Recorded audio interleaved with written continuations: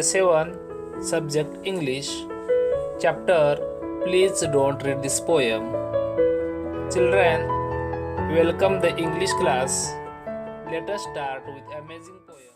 Now we are going to learn the poem Please Don't Read This Poem.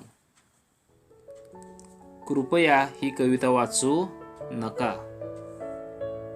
Please don't read this poem. It's only meant for me. बघा, इथे सुद्धा कवी म्हणतात कृपया आपल्याला ते विनंती करून सांगत आहेत की ही कविता वाचू नका. ही फक्त कविता माझ्यासाठीच आहे किंवा ही कविता माझी आहे. That's it. Just move along now. चला निघा बरं इथून तुम्ही.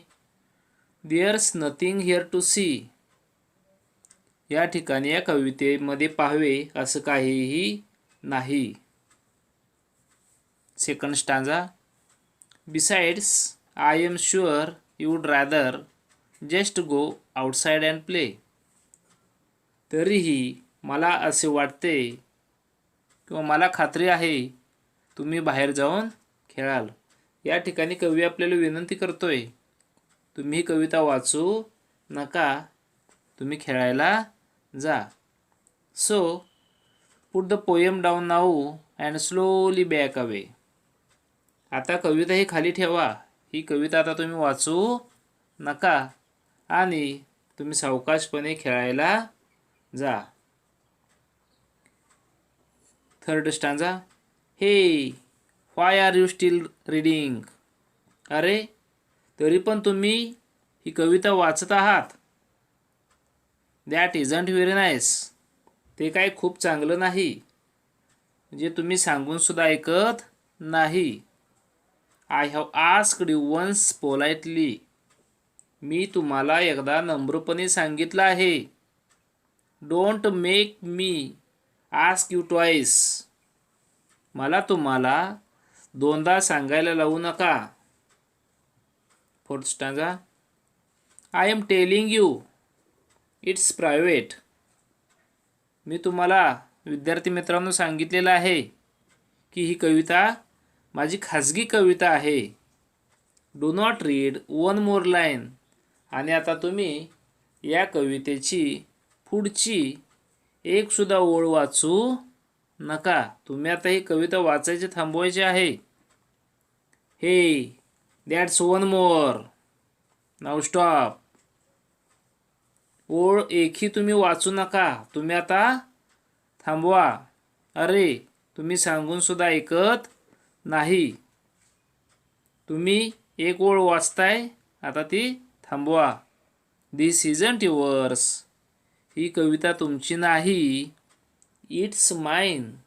ती कविता माझ्यासाठी आहे.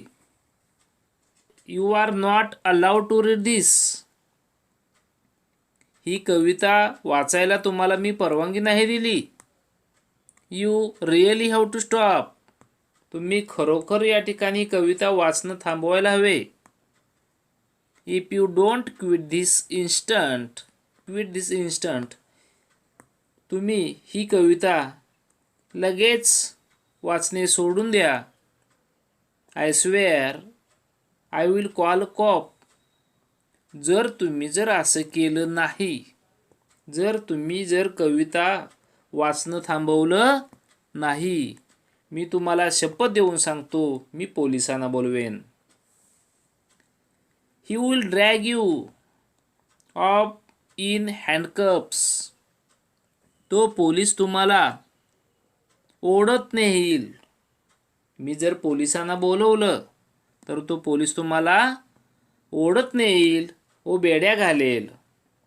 ही will lock up in jail. आणि तो तुम्हाला जेलमध्ये बंद करेल. And leave you there forever until you are old and frail. किती दिवस तो तुम्हाला बंद करेल?